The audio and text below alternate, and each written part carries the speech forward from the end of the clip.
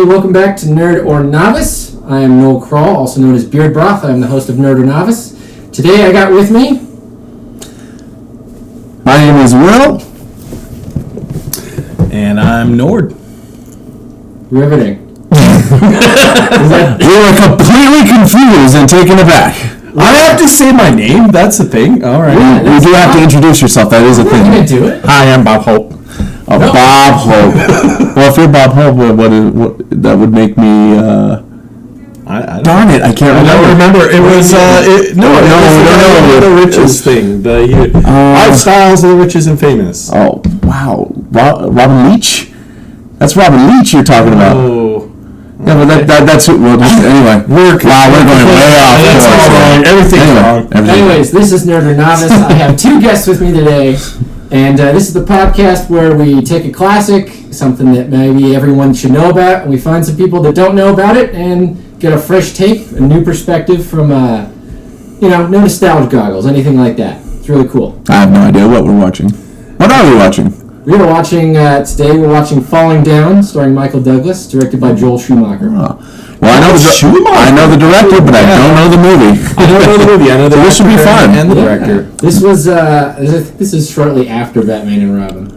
Oh, shortly after? Or before. It's shortly after or before. I mean, in the vicinity of that horrible nipple bat movie. Right, and he certainly made a good president, so, Michael Douglas, All right. Do you guys want to see the cover? Oh, absolutely. I can't wait. Here's the I'm excited. Yeah. Well, he looks like a president already. I can see it from here. He's got that little suitcase, like he's going to... Let the man speak for crying out loud. So, you guys can look at the cover, and you can read it, whatever's on the front. But nothing on the back. Nothing on the back. Oh. Makes sense. All right. Well, so you can take a look here. And the adventure of an ordinary man at war with the everyday world. What? Does he have a gun? He has a gun. Does he have a gun? It's a shotgun. It's a tale of urban reality. Well, I do like that he's standing on a random piece of concrete with some stairs. That haircut scares me a little. You're describing like a scene from Rocky from just so everybody knows, he's wearing a white shirt with a tie. He's got a suitcase, a shotgun, black pants, and he's standing on top of a concrete precipice with roughly 3 stairs. Thank you for joining NPR. Wow! But yeah, no, can you say that any softer, sir? This has been NPR. Thank you. All right, well, let me take a look here. Okay. All right. The adventure, okay, so yeah, Lark has a city background on it, so this should be interesting. Flat top. I love that hair. The hair, yeah. I rocked that haircut for the first 10 years. Tell me truthfully, after I watch this, am I going to want to have that haircut, or am Probably not. Okay. No, I wouldn't. So I'm assuming he is a bad guy. Well, who knows? We don't know. I haven't seen the movie. My curiosity is... All right, well... I'm just saying probably not, because, it goes from being, that looks weirdly good on Michael Douglas when he's kind of old, to, what's wrong with it? Well... Ooh. We're going to have to take a look here, so yeah. Based off this cover, predictions. You got the title, you got a cover, which I think the cover gives you sort of a good idea of what this is about, even before you see it. Because I watched this blind the first time. You did? Yeah. Okay. But the cover, I was like, hey, the cover's kind of cool. First impression, since I've never seen the movie or heard of it, I'm thinking it's about this middle-aged guy who's working in a business, and it's just going downhill, and it looks like, since he has a shotgun, that something occurs that just makes him snap, and he's trying to do some kind of, I feel like it's going to be some kind of because especially since I mentioned urban, and it looks like he's in a suburb, it's just going to be one of those revenge type movies where he just takes revenge on maybe his bosses or the people he works with, and it could be, I don't know. I've never seen this movie, but that's what it looks like to me from the front. Not bad. Just based off the front. That's all I'm going off of right now. Nord, what do you think? Well, I think this man is obviously a hippie who's going through a midlife crisis, and he's decided to take up guns and suitcases. Guns and suitcases. Yeah, Okay. it's just become his thing. He said, you know what? I'm going to cut the long hair, wear some glasses, put on tie, suit. This is what everybody else is doing. We're in America. Let's get some guns. Let's get a suitcase. And then we're going to go down some holes, because that's what the title of the movie says, because I'm on top of a preface. You're on top of a preface and a crevice. Precipice? Precipice? Precise. My preference is that he goes down the hole. I can't wait to see him go down the hole. This Well, it's called falling down. I am super excited to see the tale of a hippie who goes down the hole. Thank you. I mean, Wow. Right. Okay then. word? 5%.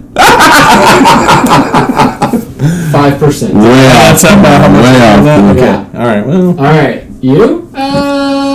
45. 45. Okay, so Yeah. about halfway just by looking at it. That's cool. Yeah, that's pretty cool. Well done, you. All right. Yeah. I was All right. also hoping there'd be mechs, but. No, that's All not, right. that's not how that No, goes. sorry. You would have probably been closer if you said leathery suits. Maybe. No. So you're probably Closer to Max, though. Sorry. You're probably wondering why I put 40s in front of you. Yeah. Yes. Yeah, I'm very wondering. It was quite an interesting thing when you pulled them out. So when I walked in the door to start recording, I just pulled out 3 40s from my shodies, and just put them down and said, "We need these." Yeah, this sounds like a hippie to me already.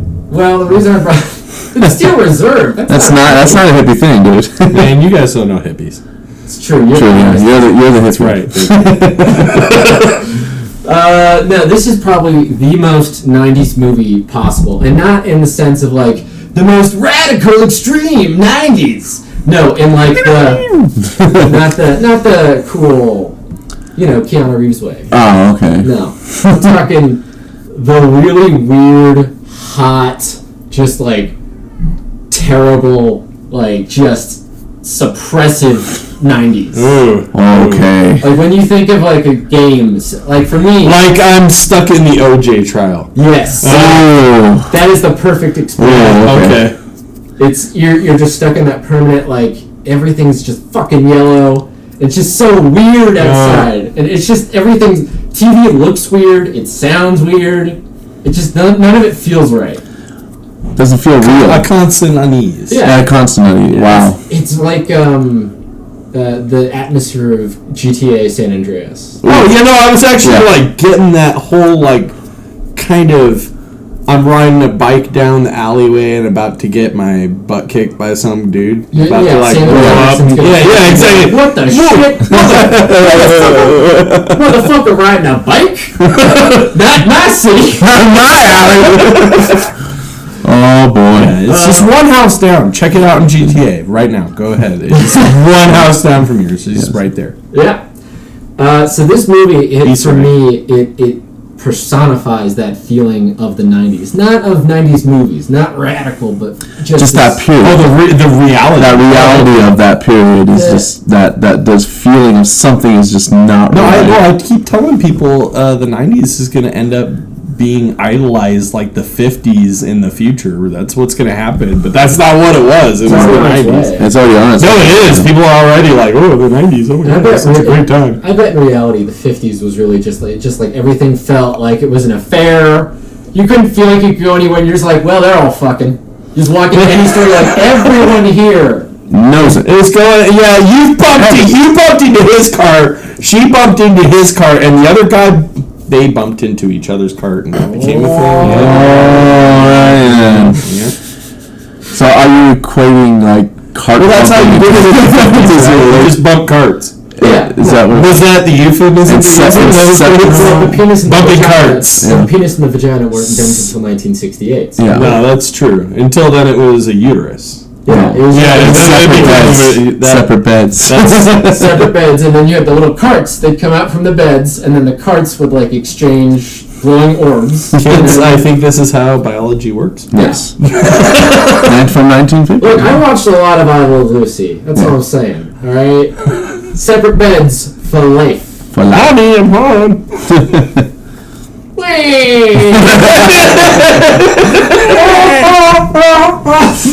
Hey, we got off track here. Just a little bit. Oh yeah, there was a movie.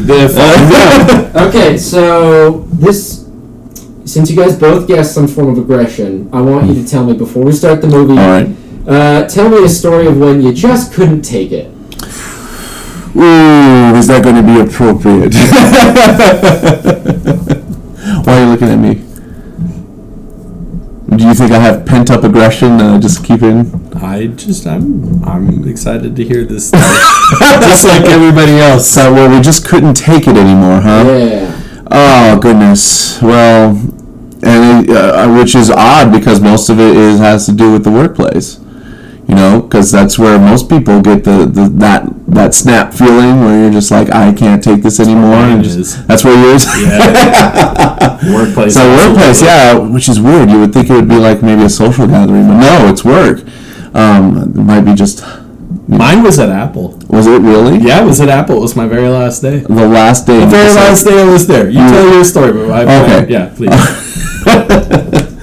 So it was it was working for the same type of company, but it was for a different. Center. Yeah, it was a call center type of job. So obviously you can tell where this is going. But you know, long hours and mandatory overtime, and then just having to deal with all the new rules being applied within a short time span. You know, one can be flexible, but you can only flex so much before you start to break. And this was during the holiday season, and. Then this one guy wanted to complain about something on his statement because I worked in billing before, and I was noting that it was actually the thing he was complaining about was something that was on the bottom of his bill. It was like an extra statement, like informational, like you can opt to do this if you'd like. He thought he was being charged for it already, and I kept telling him, no, you're not. You know, this is where it is. This is where it's located. I even, told him to take the bill out and look for it, and he's like, okay, well, I'm still being charged for it. He asked for a supervisor, and for some reason, and this was just after Christmas, everything was all stressful, still working this overtime, and I don't know what it was, but something just snapped, and I said, no, can't speak to a supervisor. Everybody's dream. I was like, you gotta talk to the supervisor? No, you can't. As a matter of fact, our supervisors are currently, it's a 15-minute wait. Your situation is not required of a supervisor. And then, of course, I got hit with an insubordination for doing that. Because a supervisor overheard me and then was trying to speak to me about, I shouldn't talk to customers. No, I was like, no, that is I actually stood up and raised my voice. I was like, that is unacceptable to be talking to you in that kind of way. And of course, later I got fired for it. But yeah, I actually yelled on the call floor at this manager, and I got hit with insubordination. But my story was my last day. That was your last day, yes. Yeah. That was interesting how that works, isn't it? Because you just can't take it. Just can't take it anymore. The job so much right now. It's my money. Now I got that song stuck in my head. 877 cash now. No, that's free advertisement. You can't do that. Do the other one. It's gonna be bleeped out. Nobody's allowed to know that number. Say it. Do it. It's my money, and I need it now. That was Jerry the pedophile. Jerry the pedophile. How you doing today? That would be And then that's how did that would be this voice. That's all. By that one cash company. It's my money, and I need it now.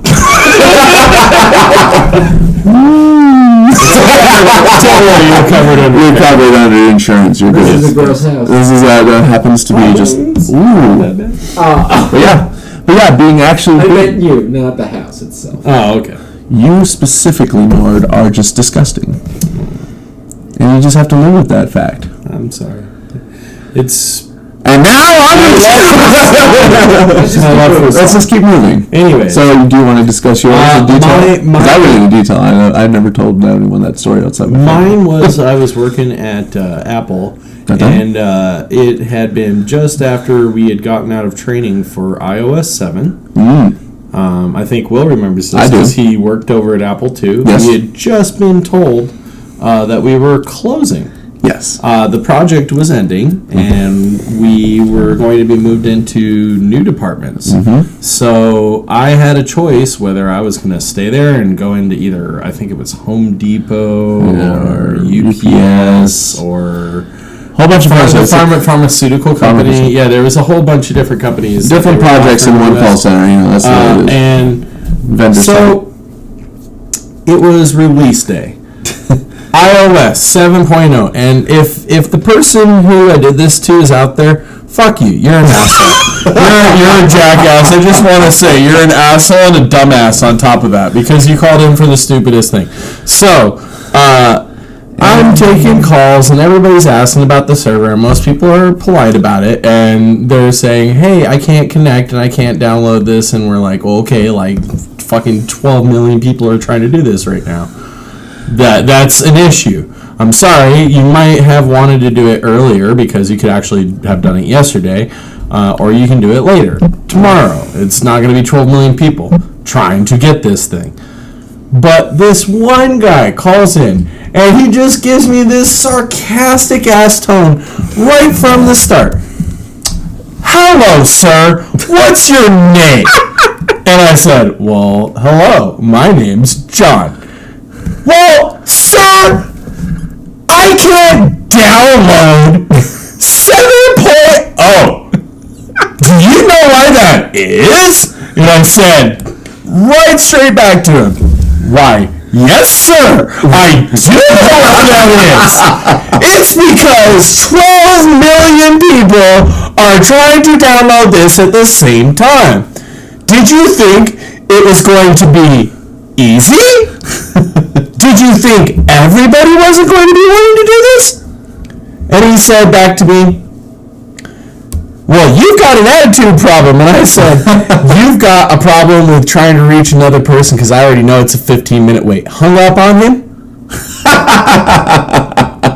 Put down my headset. Kept the clock on. I just kept the clock going because I was like, well, they're going to have to like look at the cameras or some shit. They ended up giving me a full day's pay, by the way. I only stayed there for 2 hours.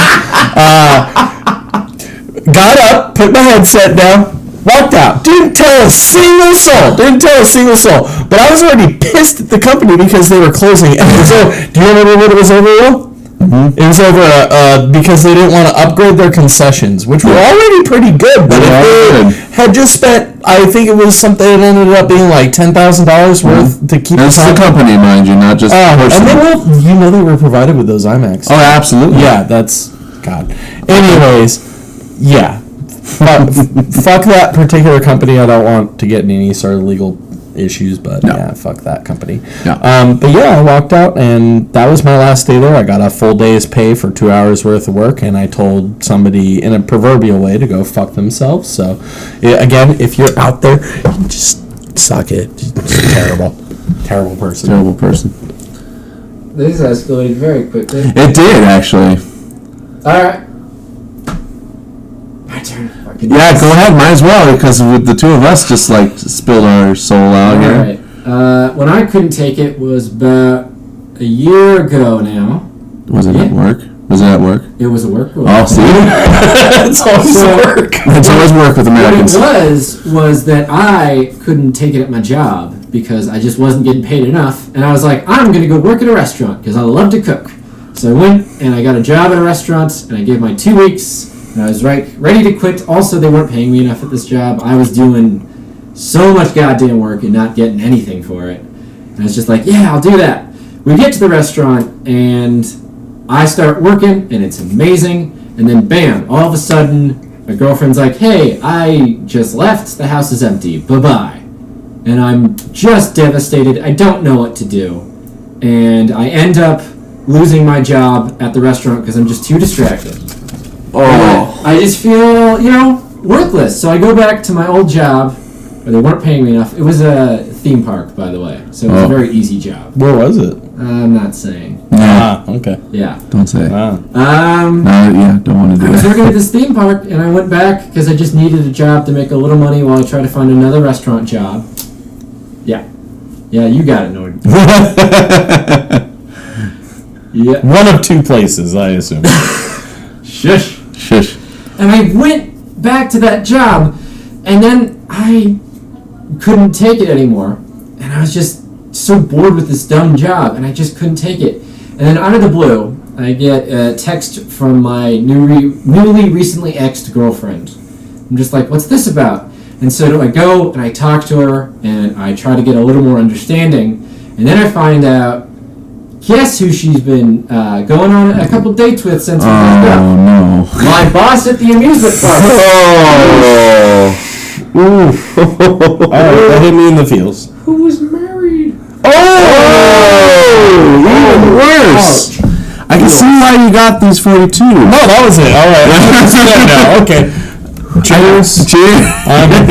I couldn't take it anymore, so I just stopped going to the job. I didn't officially ever quit. I just stopped going. Despite having I can tell you this much. Despite having a menu item with my name on it, because I designed a menu item for the restaurant. Despite having that on the menu, I just said, screw it, I'm not coming back. So that's why I couldn't take it. Jeez. Yep. Secretly, they're like, I think this guy that's still on our payroll, but we haven't paid him for years. Yeah, he go claim He hasn't officially quit. So he's still I'm not fired. You guys, I'm still on the clock. I stayed on the clock. At least you quit. One of these days, And he people quit. can claim that at APAC. I stayed on the I clock. got fired in my story too. And I got. Oh, you technically you did get fired. Well, you got fired from the Oh, restaurant. you did get fired. Okay, well. Also, I want it known that I was very cordial. I did not attempt to communicate my ex nor the gentleman since. However, he did come into a place where I was working at one point and attempt to harass me. Oh, boy. Ouch, yeah. So, I didn't do anything, by the way. Which is good. Very smart. But yeah, so that's my story. Unlike Michael Douglas in that picture on the video. He is gonna It looks like he's gonna start something. You guys want to see some shit? I do. Alright, Alright, I hope when we come back, you guys will decide if you wish you had stayed novices or proud you became nerds. We'll be right back.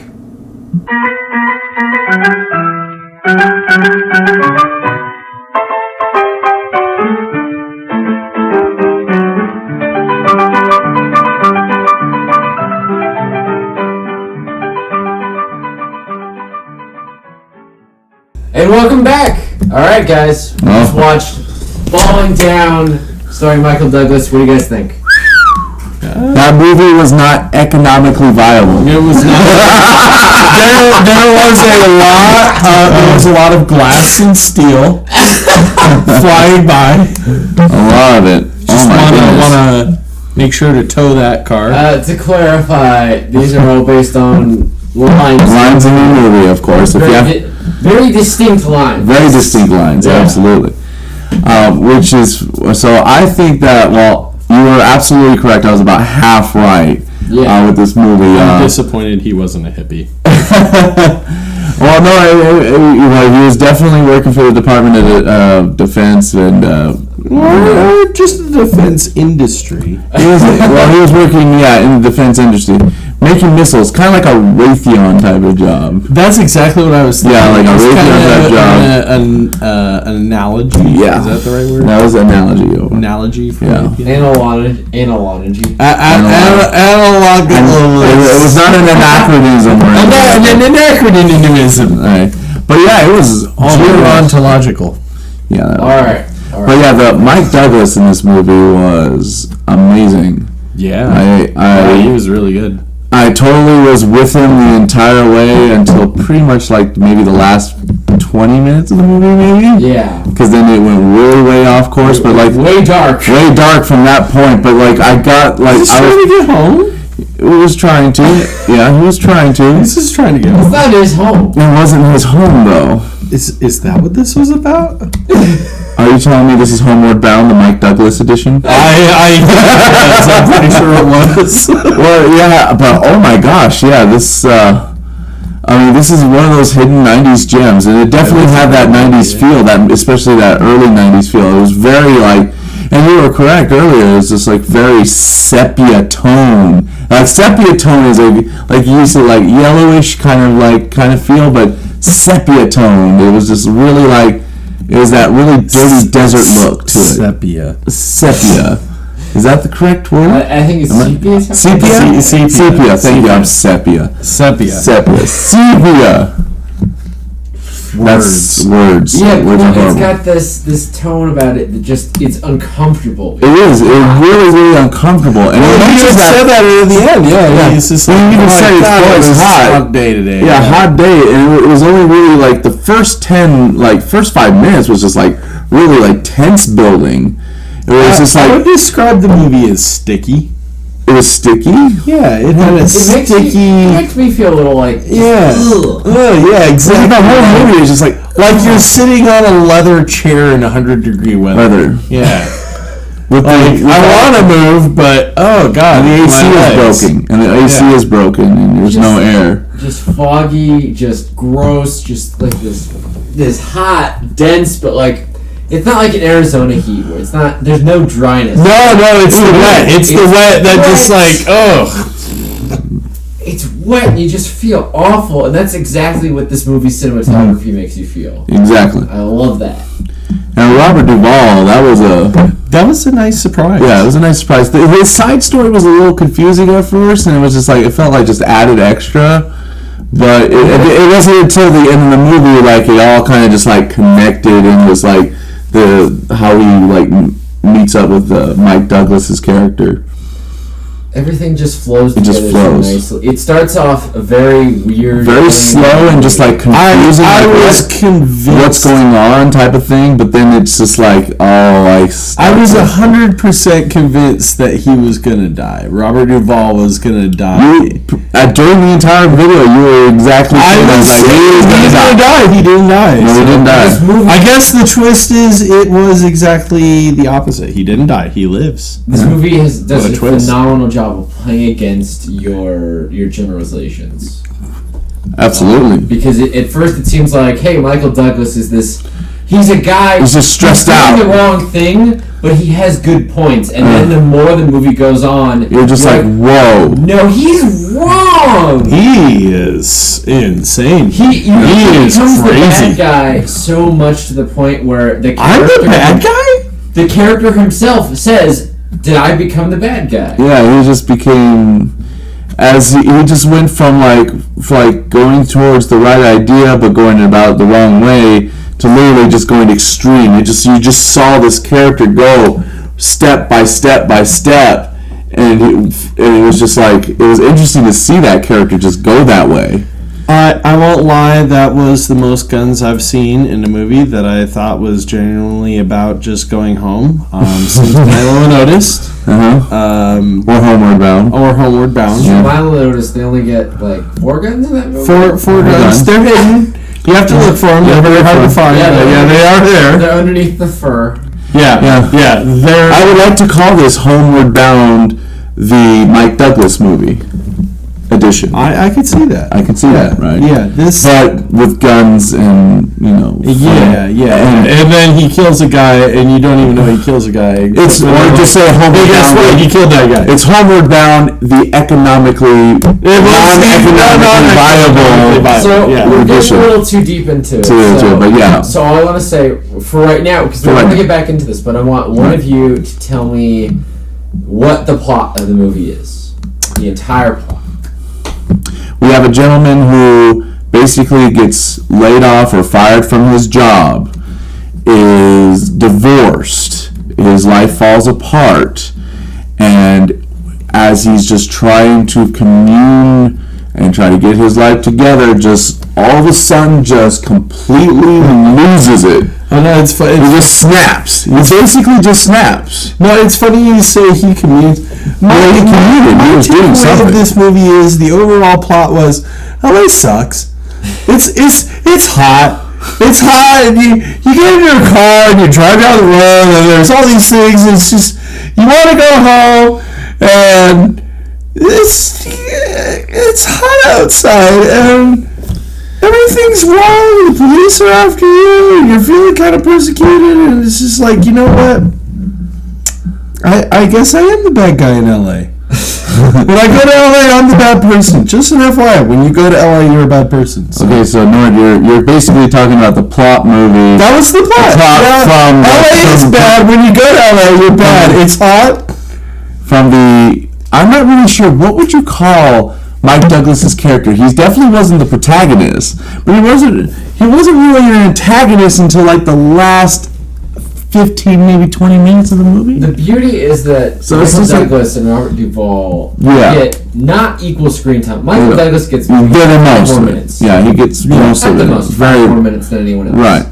But what happens is they're the two characters to get a story arc. Right. They go from stuck in their place to being wildly adventurous. So they both follow a very similar arc, and that's something I love about this movie. So yeah, to basically answer your question, then the movie is basically about this guy who basically just loses faith in humanity, and instead of basically when he's confronted with what we feel like is the wrongs in society, instead of us just being like, you know what, whatever, that's just the way it is, he actually vocalizes it, and he also materializes this into small types of violence to the very end where it becomes like extraordinarily violent to the point of using weapons and whatnot to prove his point. Yeah. My favorite part of the movie was when he going up to the road construction guy saying, "What are you guys doing here?" And he's just like throwing whatever shade he was doing, and Mike Douglas is like, "No, you're just doing this. You're just doing this." Yeah, he shows him the gun. He's like, "You guys are just doing this just so that you can make your budget." And then just takes out that a bazooka that he gets earlier in the movie. He takes out this bazooka and he runs away. The guy that he was talking to runs away, and then he's trying to figure out how to use the bazooka. And the little kid comes up to him and is like, "No, you're supposed to like put it on your shoulder and use the sights to look where you're going, and the trigger's up here." He's like, "Where did you learn this? From TV and a movie?" I get what you're saying. That was my favorite scene. This movie was basically a weapons training video. It was. Yeah. It almost is. That was my favorite scene. That was my favorite scene. It's a phenomenal scene. Yeah, it was a phenomenal scene. Just this little kid telling this adult man how to use a bazooka, and the kid not knowing that he thought it was a movie.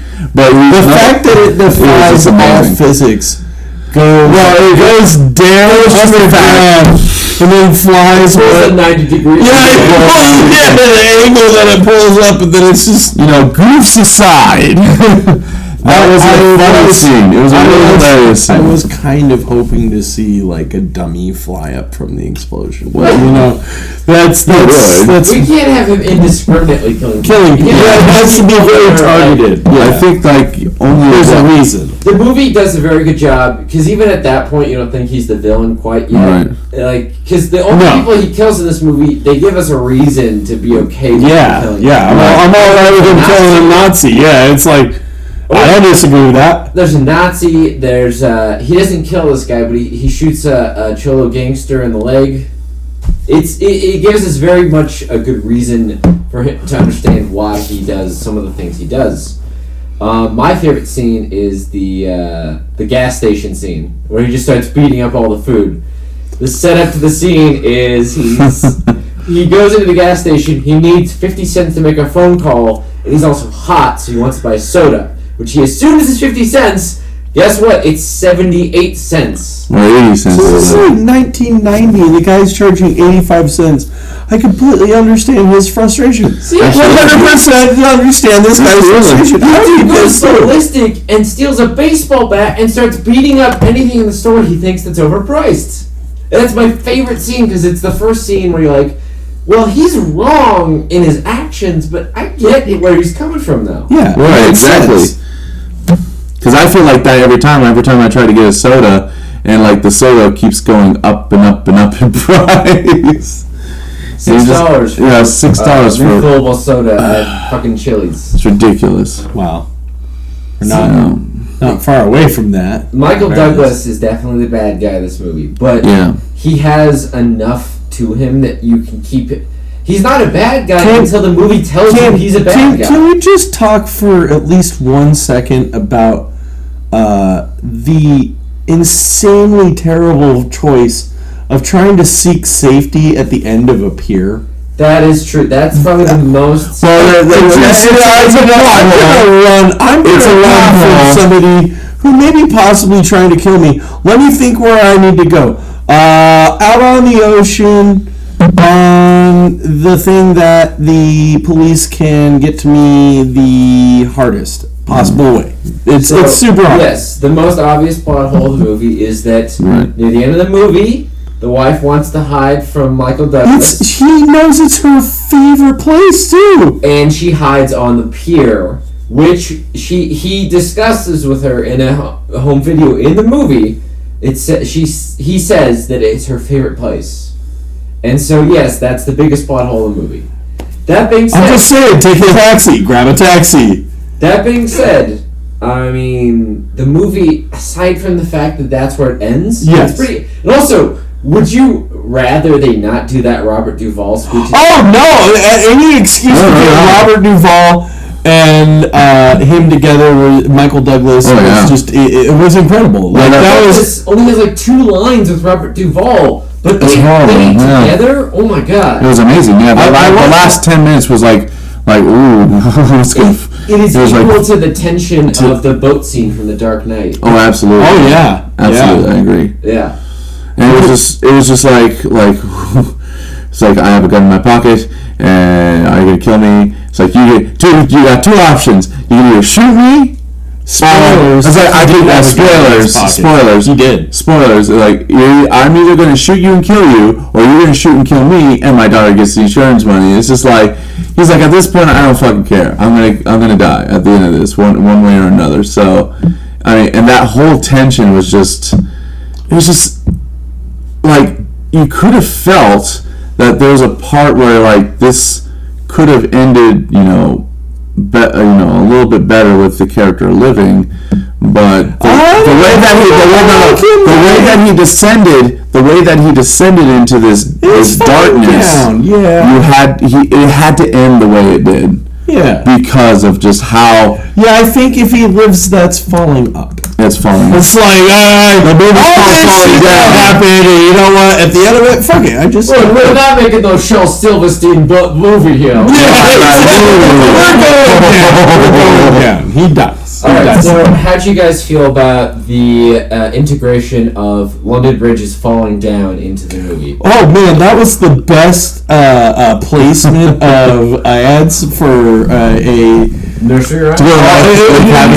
Hey guys, go to Lake Havasu. You know what's there? Do you know what's there? London Bridge. It is London Bridge. London Bridge. They took it. Did you know they took it piece by piece down to Lake Havasu? You can go down there, and you know what? It's a great place to retire. So, I'm just letting you know because maybe that might have been the point of this movie. Is actually you all need to just go. One half of this movie was about you need to retire to Lake Havasu. There you go. So London Bridge. Why would you not want to live next to scenic London Bridge? Lake Havasu, Arizona. It's 120 fucking degrees. Jeez, man. That's hot. Okay, so the setup is. Wait. What? Oh. It was hot in the movie, and they kept talking about Lake Havasu. Oh my goodness! It's not it. That's what it is. Not what it was. You guys upset with the heat. No, that's not what it's about. I think you're going way off on a tangent. Right. So the setup. Sorry. The setup is that Robert Duvall's character is retiring. He's a cop. He's retiring, and he's going to Parker, Arizona, which is on Lake Havasu, to retire. It's part of the movie because that way. The London Bridge, the original, was moved brick by brick to Arizona, Lake Havasu. Fun history fact. Also go visit it. It's the set of Piranha 3D, one of my favorite guilty pleasures. Yes, guilty pleasure. But the fact that the London Bridge is there, they work the song "London Bridge is Falling Down" into the movie at several occasions. Yes. Because the movie is called "Falling Down." Yeah, and the what was it? The little snow globe. Yeah. Whenever there's a snow globe on screen, they always play "London Bridge is Falling Down." That was pretty good. Yeah, I appreciated the fact that they were willing to be semi-crass with it, just like outright. Hey, have you heard of London Bridge? And then like 5 minutes later, hey. London Bridge and stuff. Did you know Parker is next to London Bridge? And they're just like London Bridge over and over again, and then it's like they fit in that nice, subtle. Oh hey, here's a snow globe. What is it? Oh, you fucking thought so. It's London Bridge. That's right. Congratulations. Does it actually play the music? Yeah, there you go. London Bridge is falling down. I loved that so much. I think it's just great. It's just a very good allegory. I believe. Oh, no, it was brilliant. Yeah, to just work with all this stuff that they got. This is the best Joel Schumacher movie I know of. It was definitely one of his best. Absolutely, I agree. I have problems with, obviously I have problems with Batman.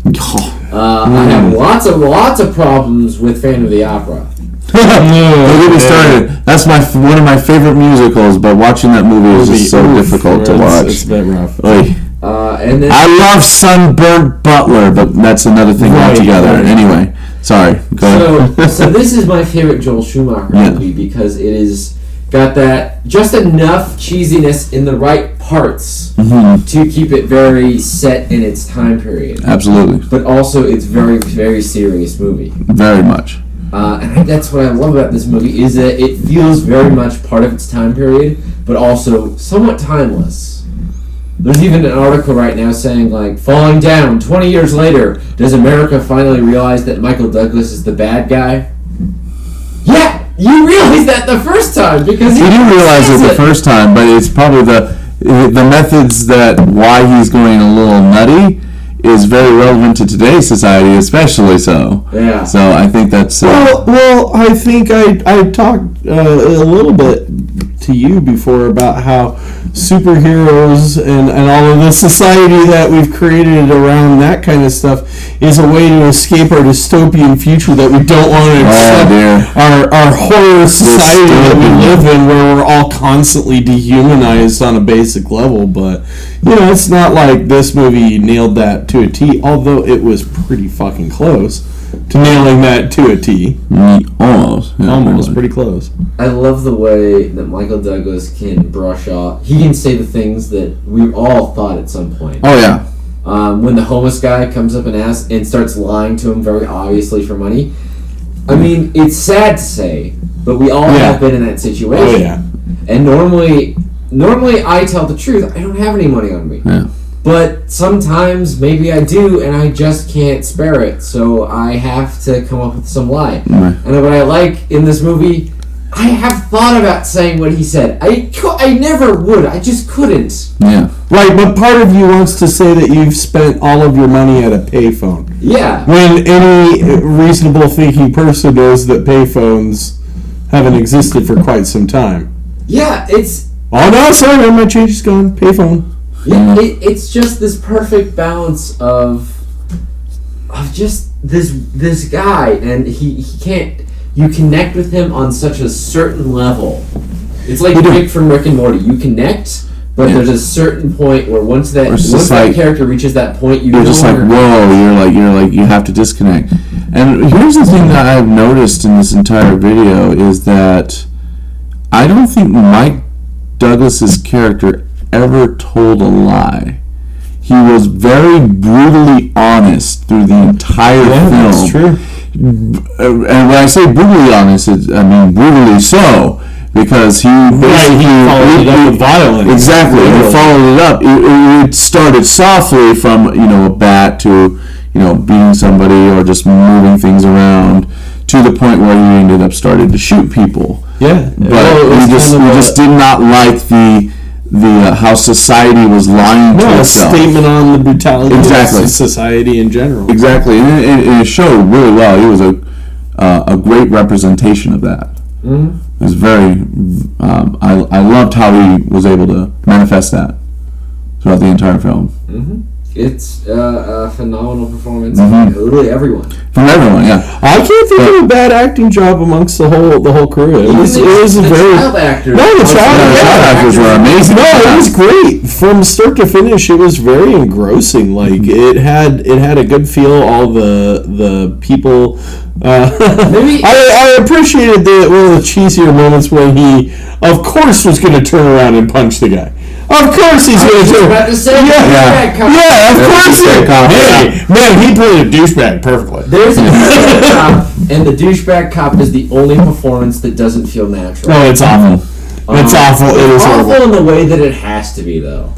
So the douchebag cop, the most cheesiest 90s moment is the Robert Duvall's character. He loves his wife so much, and one of the douchebag cops starts ragging on his wife at his party. Terrible. Yeah. You literally think that he's gonna let it slide because he just got in a fight with his wife, And he's trying to head off, and he was trying to head off to do something. Yeah, he was trying to leave to go get Michael Douglas. Yeah. And this cop starts making fun of his wife, and he's like, "Don't you dare!" And he just punches the guy in the face, and then just gets the fuck out of it. Kudos to Robert Duvall too, because she's not the easiest, and they show that in the movie. It was very realistic. Well, I thought it was very realistic because they were showing how it wasn't easy at all, and yet still at the end he hella wants to punch. It's not that just that he punches that guy. It's like he wanted to. That was very sad. You felt that for that character. That was satisfying for him. His wife in this movie is kind of a horrible bitch, but at the A same little bit, yeah. Yeah. Just a bitch. this is perfect writing 101. The character motivation for him still loving his wife, because it definitely Makes feels in the beginning that he's going to have an affair with the hot Latina. Yeah. Yep. And it feels like They're very chummy. Michael Douglas will be doing the wrong things, but he'll be the good guy, and Robert Duvall will be doing the right things, but he'll be the bad guy because he's going to have an affair. Right. But then It didn't turn out that way. when his partner asks, "Hey, why do you still love your wife?" Perfect writing 101, he just says, "Because I love her." I love it because I love it. Unexplainable. It's kind of how it is in real life. It's unexplainable. Such a great fucking moment. It is. Okay, you guys want to know some fun facts? Yes. Yes. Absolutely. Alright, fun fact number 1. Can you guess what hit TV show from the 90s the main character, the entire premise of the movie was based off of? He was from a hit TV show that started in the 80s and went to the 90s. And It was a cop drama. may or may not still be on the air today. It was a cop drama, and I wasn't it. I think it was Robert Duvall's character, wasn't it? I'm talking about Michael Douglas' character. Oh. So everything sprung from the inspiration of this one character into Michael Douglas, which then sprung into the inspiration for the entire movie. Wow. This is a hit TV show. It started in '89, and it may or may not still be happening today. Wow. It's also a staple of the '90s. He's falling. He's constantly. That is, that's. I'm drawing a blank right now. For defense, I am gonna have to go with Pee-wee's Playhouse. I need Wow. wonderful, absolutely. It's the crew cut, isn't it? Yes, I assumed that in the association with what was it, Jambi. Okay, all right. All right. Yeah, I have no idea. I genuinely. What do you think? If it's a cop drama, the only thing I can think of for some reason Was it a cop drama? No, I'll tell you that it was not a cop. It was not a cop drama, but Did it have Michael Douglas in it? Maybe at one point. There's a lot of guest stars on it. Ooh, from the 90s. Yeah. 89 on. That's gonna be tough. Goodness, what show would even be on during that time frame for that long? God, I can't think of anything. Seinfeld. No. Wow, that's left. Those are all left field. Frasier's not a bad guess. It's not Frasier, but Frasier's. Oh, Cheers! It's obviously No, not Cheers. Cheers Then. either. Okay. Well, Let's go back a few years. I honestly cannot think of anything that would, especially since this is the first time I've seen it. I don't think I can make a connection like that right now. Animated. It's animated. The show's animated. whoa, animated. Okay. Okay. Oh.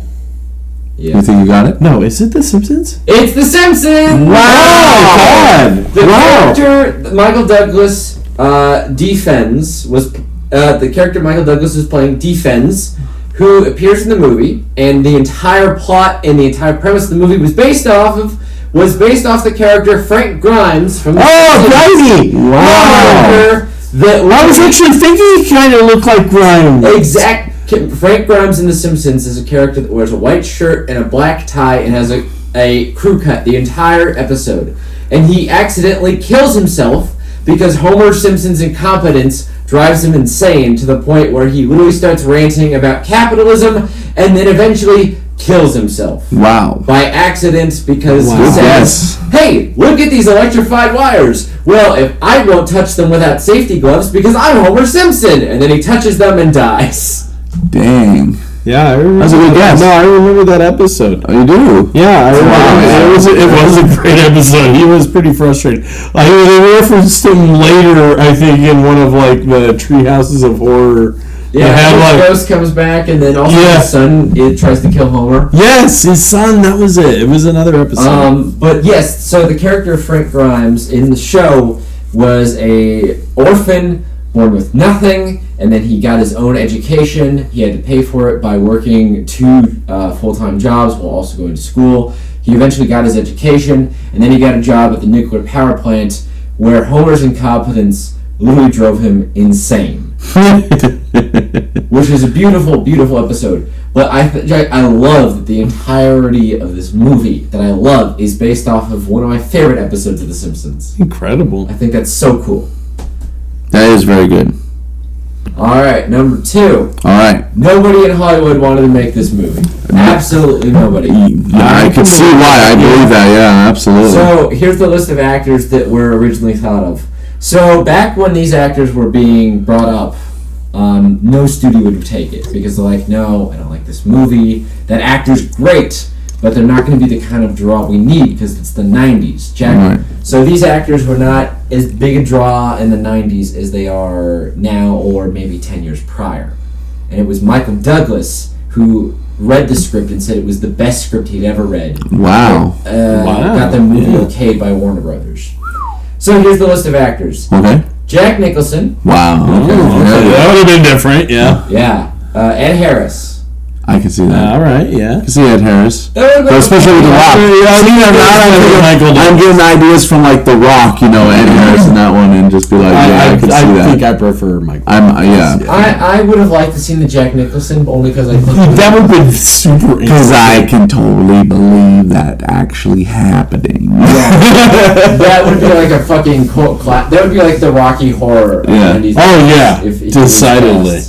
I want that Coke for 50 cents, if you understand what I'm saying. We're just going to take it back to 1950s prices. That doesn't sound right to me. $1.75. $3.40 for a Coke? God damn it. This doesn't sound like mine. Okay, next choice was Robert De Niro. Oh, He's a little too old at the time. I think so. Because the character's only supposed to be like mid 30s, yeah. Yes. But Mike Douglas was like 48. Plus, you'd He constantly totally passed as a mid 30. Yeah. No matter how many crop tops you put on his head, you're going to think he's a gangster. Yeah, Robert De Niro would have been... He would have just been doing, hoo-ah! $2.50 for a Coke! What? What? This one would have been interesting, but it probably would have been too much like Edgar Ross. No. Edgar Ross? Glenn Ross. Oh, yeah. Alec Baldwin. Alec Baldwin. Oh. No. That would have been interesting, but no, I It don't would think have so. been Glenn Ross. It would have just been the cookies are for closer speech the whole movie. Oh, Right. yeah. Jeff Bridges. Played the dude that I'd like to see your version of the movie, Nord. That would basically be... Like, man, like, Hey, he's a hippie. Coke? What? Like, man, That's like, 85 cents? I don't think why that's are you right. doing that, man? Come on, guys. Isn't that cool? Yeah. Cool. No, let me put you in my video game. This one I would have fucking I'm telling you, I feel like that was their original idea, is that it's just like, he was a hippie, but he's like, he became this guy to like deal with all of this stuff that happens in his life with his girlfriend, and it's like he gets this job and then he's like, no, I'm done, and it's like, I'm just gonna go get a bunch of guns now. I'd believe you if the script wasn't based off Frank Grimes. Okay, alright, yeah, fair enough. That's true. Fair enough. If the script was just a random idea, then I would totally believe it. Yeah, okay. But not that. That's true. Hey, here's it. Alright, so this one I would have fucking loved to have seen. Nick Nolte. Oh, that would have been good. You want to charge me 50 cents? God damn it, you would have worked. That would have totally worked. Although, to be fair, I want to see Nick Nolte in pretty much everything. Yeah, that's true. I love him. He's insane. That's why he's amazing. They would have written a script for Nick Nolte. They would have just cut his hair when he was sleeping and then just followed him around. Yeah. We'd just be mad from that. Just by I feel like that may be a documentary about Nick Nolte's actual life. So this one would have I feel like I can see him getting out of the car in the middle of the LA traffic. I'm going home! So this one would have fucking sucked. Mel Gibson. Yeah. Mel Gibson. This wasn't even before he was a terrible person. It just, no. He would have just been playing it too cocky. To be fair, he's always been a terrible person. We just didn't know it. It's true. Yeah. It's true. Give me back my gun! Give me back my gun! I want my Coke! So this one, Give me back my Coke! This one I wouldn't prefer over Michael Douglas, but it would have been pretty good. Michael Keaton. I would have totally believed Michael Keaton. Especially since Joel Schumacher with the Batman tie. That would have been interesting. No, but I could totally believe, especially with a lot of the movies that he's been in.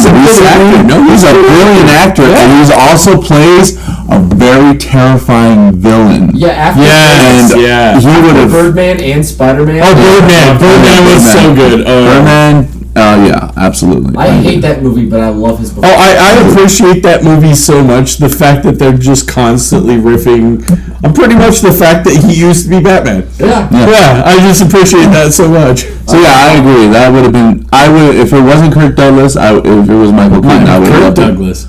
He's a bit old for this. Michael Keaton. What is it? Michael Douglas? Michael Douglas. Michael Douglas. Keaton. Okay. Yeah. Sorry, I don't know where I got Kirk Douglas from, but that's. But yeah, that would be great. But yeah. Actually, was Kirk Douglas. Anyway.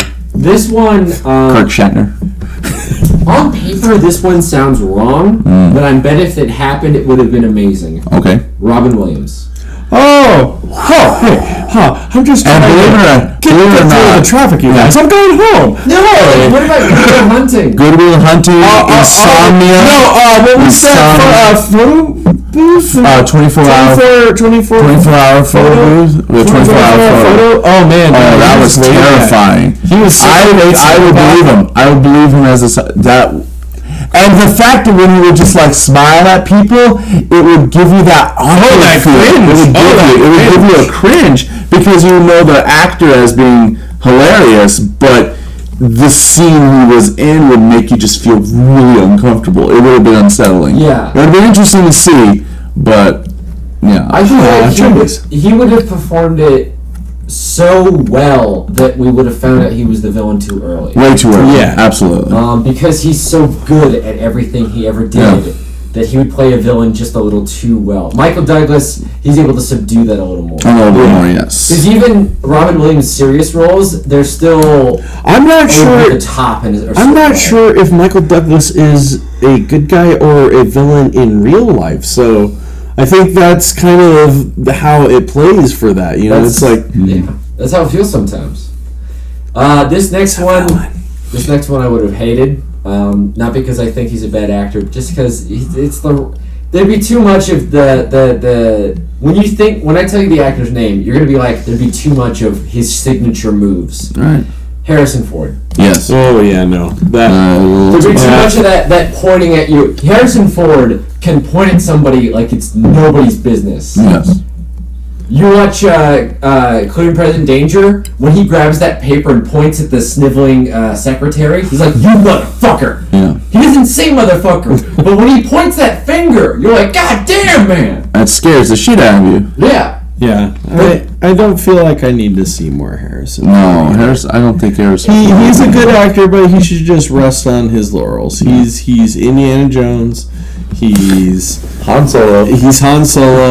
And he's trying to find a one-armed man. That's let's just leave it at that. Yeah. It's again. Oh, he's also Jack Ryan. Yeah. Okay, he's in the best Jack Ryan movies. He was in some of the best good ones. Yeah. Patriot Games, Patriot Games, Danger are great. Hunt for Red October is so goddamn boring. Yeah. Yes, but that wasn't even Harrison Ford. No, that was Alec Baldwin. That was Alec Baldwin. And then it was Ben Affleck, and then Chris Pine, and now the guy from The Office. Steve Carell? No, it's Jim, isn't it? Yeah, it's Jim. Yes. Yeah. Okay. This last one, I think he would have been a great pick, but again, Michael Douglas is too perfect for the role. But Dustin Hoffman. Well, definitely, I think that would have been a great choice. I would have been a good one. Definitely a good one. Definitely a great choice. I do agree. Coke is definitely overpriced. Definitely overpriced. Definitely overpriced. I think that was How much are these donuts? Definitely overpriced. $45. Not economically viable. Not economically viable at all. That's not economically viable. Washington Steel going by very fast. Very fast. Very fast. So yes, those are the actors that were considered for the main character. By the way, Rain Man's a great movie. Oh, it's a fantastic movie. Yeah. Rain Man is phenomenal. Phenomenal. All right, let's see. The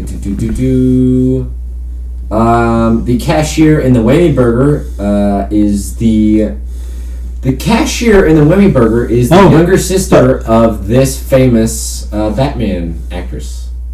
Actress. Oh, actress. Are you not talking about Buster Scruggs, who was the manager? Buster Scruggs was the manager of the Whammy Burger as well. Yeah, I was going to say, I noticed that right away with that smile of his, and it's like, oh, hey, Buster Scruggs. Here's a question. Is it old Batman or new Batman? I'm not telling you. You just have to guess. That's a Batman. It's the younger sister of a Batman actress. Ooh. Is she a main character? In one of the Batman movies. Ooh, Catwoman. It's a Catwoman. Michelle Pfeiffer? Yeah, Yes, it's it going is. to It be is fun. Michelle Yeah. It is Michelle Pfeiffer's younger sister that is the cashier in the Whammy Cheryl. Burger. Yes. Oh my god, I just guessed that! I was like, what would her sister's name be? Well, it's obviously a Cheryl. Oh, if it's Michelle. Well, that's a Cheryl. You gotta go Michelle to Cheryl. Is it actually Cheryl? I'm actually checking on that because I just. Just to make sure. Is it actually Cheryl? I don't think it is though. Oh my god. Sheila. Oh, well, so close. Well, okay, Michelle, Sheila. Alright. Also, fun fact: the man that's screaming "not economically viable" in the middle of the street. Yep. He's wearing the exact same costume as Defense. Oh, he was wearing a white shirt and tie. He totally Yeah, later on, Defense. That's his one of his final lines is his job just wasn't economically viable. Yeah. So part of the movie I love is that he continually upgrades his weapons. Yeah. He goes from a baseball bat to the knife. to a Knife. to a Switchblade butterfly knife. Yep. to a Uzi to a shotgun to a bazooka, Bazooka. and then to a 1911 handgun. However, he only uses Still an upgrade. It's still an upgrade in a certain way. However, he only uses two of the weapons twice. The Uzi and the baseball bat are the only weapons he uses more than once. Oh, that's right. He did use the water pistol twice. He uses the water pistol Once. just at the end. Oh, that's true. Yeah, I thought he. Nope. He No, didn't use it he twice. didn't use it. Yeah. All right, would you like to hear the alternative actors for Pendergast? Ooh, oh boy. Oh, Robert Duvall's character. Okay. Yeah. There are no alternative characters. All right, the first one. He's a little too cartoony. Even though he does serious movies very well, I would have just been like, no, this is ridiculous. Gene Hackman. Where did you see Lex Luthor the whole time? Yeah, basically. Even though I've seen Heist and he's phenomenal in it, but I wouldn't be able to take him seriously. I couldn't handle wouldn't Gene either. Hackman. If Gene Hackman was in that role, I'm pretty sure I'd just been like, let's watch something else. All right, this one's really dumb, and I love it. Walter Matthau. No. Mr. Nelson, his old crotchetiness could have worked very well. I'm retiring, you guys. Nobody would have thought of him having a love affair, possibly though. It's No. like Walter Matthau having love is just too much of a train wreck for anyone to think about. So. Robert Duvall has enough handsomeness. Yeah, exactly. He's got that kind of I'm bald and I'm all right. Yeah. This one would have been interesting on a different level, and it probably would have required a rewrite because based off some of the themes of the movie. Sidney Poitier. Oh wow. Of They Call Me Mr. Tibbs Yeah. fame. Well, I mean, That would've worked. he could have fit into anywhere and made it classier. I think But- you would need a slight rewrite if you had him, because considering the Nazi and everything, you need to add that extra layer of he's an African American cop in Los Angeles going after. Oh yeah, in the early '90s, Going after a crazy white guy in a suit and tie. Right. You would need to. It could have had another layer to it. It doesn't need. It doesn't. No, It didn't need that. No. Not saying that topic doesn't need to be discussed. I'm just saying that this movie discusses so many other topics. One more would tumble the entire. It was fine that they just threw in, Would have been a little too much at that point. Yeah. Well, it was a good amount. And fuck Nazis. I think that was an overall message about halfway through the movie. It kind of stuck with me all the way through. Fuck Nazis. Just like to say, hey, fuck Nazis. Perfect choice, but probably too old at the time. Paul Newman. Oh, that would have been a good choice. Paul Newman would have worked. His eyes are too blue. Yes. Too blue. Too blue. Too blue for a cop. Oh, give me a break. Where are we going? Where are we even going with that? I don't know. Last and final choice, Jack Lemmon. Jack Lemmon. Only if you'd also had gotten Walter Matthau. Then if you put him as the so now that would have been outstanding. You get Walter Matthau on one side and Jack Lemmon on the other side, and you turn it into a comedy, and you're done. Yeah, well, that's just the apartment. Yeah. It would just be called the Police Squad. The Police Squad. But I'm not looking. Where's this so high up? Yeah. We're tired. Naked gun.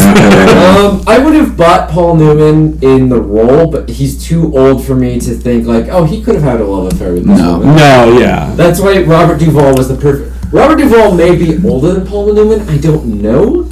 But he had the right look to be like, oh, this woman could totally fall for him. Yeah, totally. Yeah, oh yeah, I could see it. Paul Newman's handsome. It's an old man. Yeah, it's old man. So it's like he would need a 50-year-old receptionist who's also retiring with him, and they would have to extensively cover that they've already had some sort of love affair previously. And it's like, oh, I'm attracted to you because you used to be young. All right, 2 more fun facts. 2 more. All right. So, are they really fun though? These are pretty fun. They better be fun. Okay. These are fun. All right. This is Michael Douglas's favorite performance. Yes. It is also Michael Douglas's father's favorite performance. Wow. All right, I can see that. This is a good movie. Well, you didn't like Ant-Man? I really like it. This movie's great. Yeah, I would have, if Ant-Man didn't exist, I would say this is Mike Douglas. Okay, but you gotta look at it as an artistic side. Oh yeah, on the artistic side. Would you say Ant-Man is an artistic movie? Like, it's got some sort of quality to it? Visually, it's... Visually so. Oh, Ant-Man's... listen, I'm not dissing Ant-Man as a movie. I'm just saying that...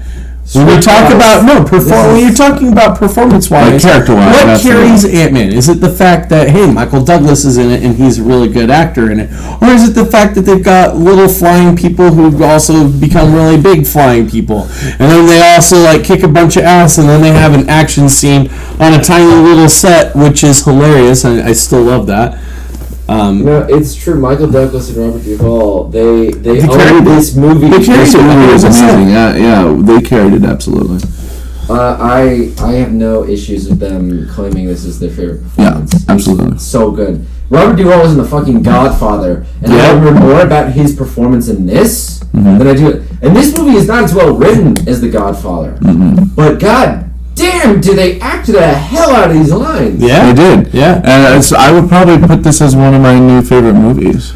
Yeah, it's good. It's pretty good. All right, so last fun fact. So this movie was shot during the Rodney King riots. Oh wow! Yeah, so now you get so much more realism there. So basically, a few days. So they started shooting, and then the shooting wound up taking place at the same time as the Rodney King riots, which required them. That's why they moved so many weird scenes into odd buildings. That's why they go underground in the surplus store.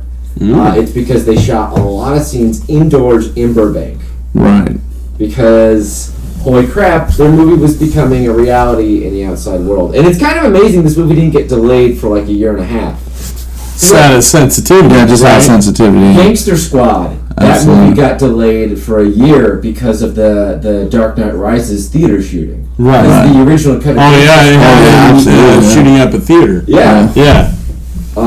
Which I really want to see the original cut of that movie. Well, yeah, I think a lot of people do. There is no footage of it though. There right? isn't. That movie's really fun, but it falls apart because there's no structure. Yeah, well, there's no cohesive idea on what they were going for. Yeah, and I guess you had to cut a lot to take out that movie theater scene, I'm assuming. But no, I just find it phenomenal that they were making this movie, and it must have felt very surreal that almost the exact same thing they were talking about was happening outdoors. It's like that movie, I don't even remember what it was, but there was that movie that was going to come out right before 9/11, and then 9/11 happened. And then they were like, oh, it was something about planes into buildings, and I forget. that was poor timing. Yeah. That's about as poor timing as you can get. I do remember there was a few movies that were... Yeah, one that was had to get delayed. specifically about that. Or, one I remember was about... Yeah, because there was a second one, too, that was about, like, towers falling. It was specifically about skyscrapers falling or something like that. And I'm like, oh, this is poor timing. I know that for 9/11, Friends was airing an episode, and they had to pull it only a few hours from air because of 9/11. Because in the episode, not only were they, gonna not air it because of news coverage, it was news coverage. but even when they pushed back the schedule to show their regular scheduled programming, they had to cut the episode of Friends because there was an episode where they go through an airport, and Chandler says, he says, like, oh man, they're gonna check me. I better not have a bomb on me. Oh, jeez. It happened Poor timing. 9/11. Poor timing. Poor Even timing. worse, it could happen to the week before 9/11. Oh, that's true. It could have been released. And then they'd be like, And just a quick... friends told you. Here's a quick fun fact, just because we're on the topic of that real quick, is that it wasn't just movies that had to change from that, but video games also had to do change. Yes, as well. yeah. Grand Theft Auto Vice City had to cut the plane. Yep. There was a plane in the game, and they had to cut it only like 2 months before release, which required cutting out story missions, which they didn't have time to re-record dialogue for. And one of the most important also is Command and Conquer Red Alert 2. Yep. The original case for that game had the person that was on the front cover, and his eyepiece was an American flag and New York in flames behind him. Yeah, and it was So the Twin after that, Towers. it was the Twin Towers and the Statue of Liberty falling apart. Yep. In the re-release after that, they had to just put a mushroom cloud in his eye and then just nothing in the background. Plus, they also had to delay the release of the expansion Yuri's Revenge by a couple of extra months because they changed that. Didn't one of those scenarios include the original game exploding up the Pentagon? The first mission in the original Red Alert 2 was taking over the Pentagon and destroying it. Yeah. The third mission was in New York where you had to take over the World Trade Center and you could destroy the towers there as well. But Yuri's Revenge also was delayed because they changed the background art completely. So what was released at that time was, their new one. But apparently they were supposed to have more destruction of, like, the U.S. behind Yuri. But it didn't happen at the time. Didn't happen. So there was a lot of changes that happened because, This quickly became a discussion. It did, actually. Wow, it kind of went a little off topic. Let's get back. Although I do want to say one thing. Yeah, let's turn back in. Deus Ex, the original Deus Ex, has twin towers that have been blown up, and that game came out 4 years before 9/11. Yeah. So very unfortunate. Very unfortunate. It was a great game. It was a good game. All right, so Anyway. you guys, are you guys glad to now be nerds, or do you wish you had stayed novices? I'm glad to have watched that movie. Absolutely, I'm glad to watch that movie. So I would have to say nerd. Totally nerded. All right, phenomenal. This has been such a great episode, you guys. Yep. We may have gotten off track a little bit. A few times, yeah. That's the beauty of podcasts. Indeed. Just do whatever you want, have a little fun. Mm-hmm. We should do another episode. I think so too. Have you guys seen In Bruges? No. We just found another episode, gentlemen. Absolutely. That is one of my favorite sad Christmas movies. We're gonna. All right. You're gonna make me cry in December, you monster. Christmas movies. Miracle on 34th Street. All right. So close off. I'm No Crawl, aka Beard Broth, This is Will. And Nord. and we hope you have a good episode and have a good day. Woo-hoo. It's your birthday. Happy birthday! Yeah, happy birthday, yeah. All right. That's a Very much Merry better, unbirthday. Shut the fuck up! that's a lot better ending than it was in the intro. All right, we're out. We're out! Bye bye. For more information, visit SpiderHillProductions.com. And remember, that explains the Spider Hill.